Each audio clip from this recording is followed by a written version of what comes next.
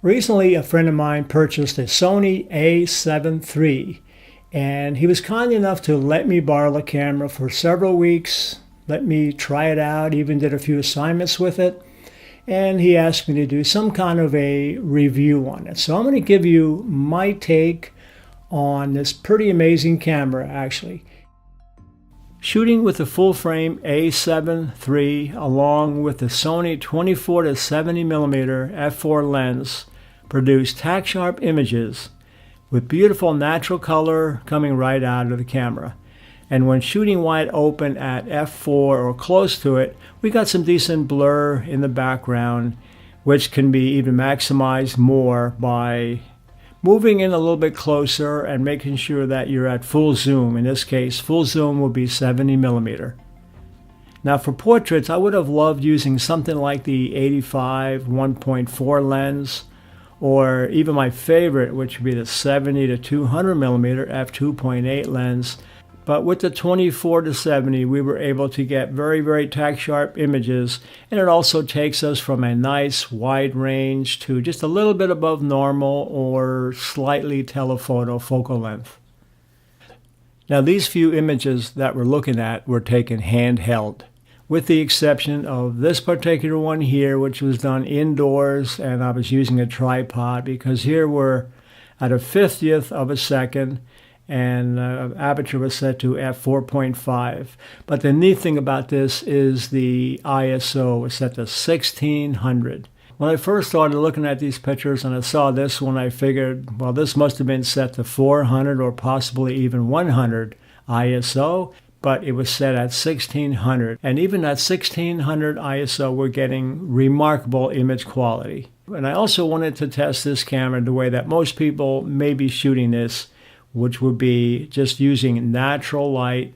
So in this particular photograph here, although this was taken indoors, I was looking for a spot where I could get the best lighting. So we had some nice overhead light, and I had some beautiful room light and some window light that was coming in, just adding some nice catch lights to the eyes. And it worked out nice just with natural light only. In this photograph here of Willie, the ISO was set to 800. And with the newer technology, I'm probably more amazed than maybe most of these younger people are, because I went through the early stages going from film to electronic images. I saw just how terrible the ISOs were. For the most part, we had to shoot with ISO 100 at first. And I really think nothing of shooting at ISO 800 and now even 1600 or possibly even above without having to worry about the image quality. Now this particular image I did some cropping to. I had to cut out an electrical pole with some electrical lines that had to be removed. And also keep in mind that the images that I'm showing you now, I had to lower the resolution so that I could speed up the editing process. But look, as we zoom in, all the way in, we can see the time on Willie's watch. Now the photos that I'm showing you here, they're mostly out of the camera. Some I did just a little bit of cropping to, but just so you would see the result of the JPEG out of a camera. And here we're looking at, again, ISO 800 as the band's playing. So I wanted to test the A7 III in different ISO settings. So with this next band here, I set the ISO to 25,600, and even at that high ISO, we have a very usable image. And then I wanted to say, what the heck, let's go all the way up. I thought that I was on full, but according to the properties, the ISO setting on here was 65,535, and that is remarkably high. And years ago, you would never even consider, we never even heard of this kind of an ISO. But I know it's very grainy, as you can see.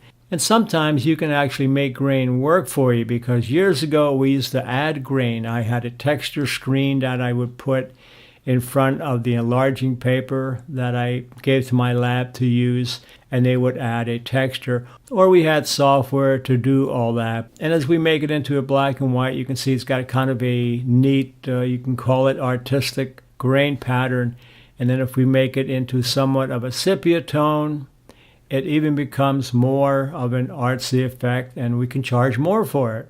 And then here we go into another band, and this drummer, we're at 16,000. And this is a very, very usable image.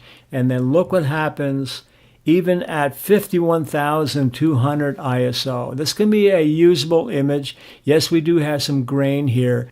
But keep in mind here, you don't want to use a super high ISO just because you can, but because you have to. If you're shooting in very, very low light situations where you can't or you don't want to use any other auxiliary lighting or flash, with this newer technology, especially in this camera, you can get some really decent image quality at super high ISOs, as you can see here. And as most of you know, my subscribers, that I'm mostly a Nikon shooter, have been for quite a while, and yes, I still am.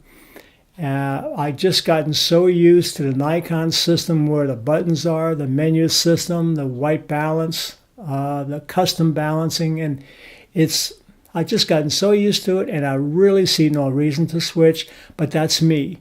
And I read a lot of comments where people say, I just got this camera, I sold all my Canon gear or all my Nikon gear. So, I mean, that's up to you, but this is a pretty amazing camera. It's a little bit different than what I was used to according to the menu system. So we're going to take a look at that. But this particular one that I have here, Rick ordered the battery grip on it, which is going to extend your battery life. It's going to double it. It actually has 2 batteries in here. So that's the way that this works, which is going to be good if you're going to be doing a lot of shooting and you don't have any time to change batteries. For instance, you're doing a lot of sports stuff and the action is fast and you keep shooting. So this might be a good thing to have. It also, if you have really large hands, it's also more comfortable holding this with the attached grip on here. So as we remove the battery grip on here, you can see it's a relatively small size camera. Very comfortable, and the build quality here is really spectacular. So there it is, full frame camera at this size. Now Rick also ordered the 24 to 70 millimeter f4 lens along with the A7 III. And pretty amazing lens, actually. I got a chance to try it out on a few assignments. And I even did some self-portraits where I was looking, I'm in the market for new glasses, so I had to do a headshot. So I was able to put the image online, and then you can fit your glasses on there and see how you look. But when I took the photographs and I looked at them, I was just amazed. Well, not really amazed because I expected it out of this camera. The clarity, every single pore, every whisker is just super sharp. So someone that's in the market for a full frame, relatively small and lightweight, and also the other thing is the price of a camera of this caliber. It's pretty amazing. Right now it's selling for under $2,000 for a full frame.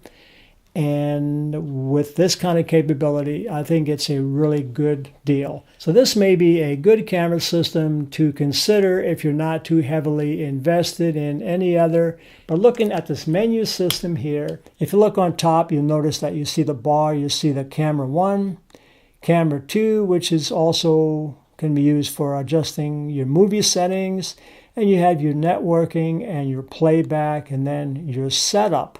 So you can set this camera up to shoot exactly how you want to.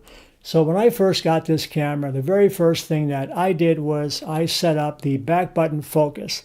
And the back button focus, what that allows you to do is instead of using your shutter release to focus and make the exposure, you're going to set up a button in back. And I have it set to the AEL. So when I hit the AEL, and I have to set my focus point to where I want it, and once I hit the AEL, it's going to be in focus, and then I don't have to worry about pressing halfway down. But anyway, this is called back button focus. So if you want to use back button focus on your Sony, I put a link in the description below that's going to take you to a video, and I'll show you exactly how to do that. So instead of just reading off the specs on this camera, I want to go over some of my favorite settings that I use that help me out quite a bit. So the next thing that I wanted to do was set up the touch operation on my LCD screen so I can set the focusing point. So in other words, this is really helpful if I'm shooting up at a certain subject or object and I don't want to lay on the ground. I can just tilt the screen up and I can just use my finger as to where I want that focusing point to be. And once I put my thumb on the AEL button, that's going to set my back button focus. It's now in focus.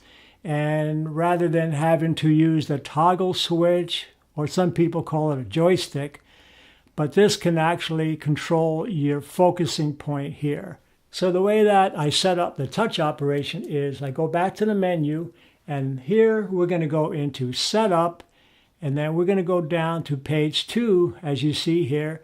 We're going to go down to where it says Touch Operation, and we're going to make sure that is on. And now you have your focusing point set up for touch operation. Wherever you want it to be in focus, you touch that area of the screen. It's not going to focus, but you can use your back button focus. Or if you want to use the conventional way of focusing, that's okay too. But remember, I have my back button focus set up. So I'm just putting my thumb on the AEL button, focusing, and then I can take the photo or the video. And a few other settings that I wanted to go over with you. If we go back to the menu, we're on camera 1. And if we go down to the file format and then we click in the center of the control wheel, we can shoot JPEG, it's marked on the bottom, RAW and JPEG as marked in the center, and that's what we have it here. Or you can just shoot RAW only. And for the most part, if you're doing an important job, I recommend shooting both RAW and JPEG. And many times I find that if I did my exposure correctly, the white balance is right on, I can easily get by with a JPEG file. And as we move down, you're going to see where it says RAW file type. We have a choice of compressed or uncompressed. I did quite a bit of research on this, and I come to the conclusion, and so did a lot of other people, that unless you're shooting at nighttime, one of the biggest problems with a compressed file is solarization, so I hear. So if you're shooting at nighttime, you may have some problems. So for the most part, people have their cameras set to compressed, because if you're shooting an uncompressed RAW file, that's going to take up a whole lot more space. It's a much larger file size. So unless you really have to, I would recommend your RAW file be set to compressed. And going down to JPEG quality, we click on this, you're going to get extra fine, fine, and standard. Now I believe that this should always be extra fine. Even if you look on the next section, JPEG image size, here you can make your adjustment, because say you want to shoot, well, for the most part, let's start with the large file, which is a 24 meg file size. And that's usually what you want to shoot with, especially if you're doing jobs for clients like a wedding or a portrait or anything else. And then of course you have your medium and your small file size, which is a 6 meg file size. And if you know that you're going to be shooting just for, say, something like the web, where you only need a really small size, then it's okay to set your image size for small. But just make certain that this is your intention of using this file size just for the web. If you're not sure, then you may want to go up to medium or just keep it at large all the time.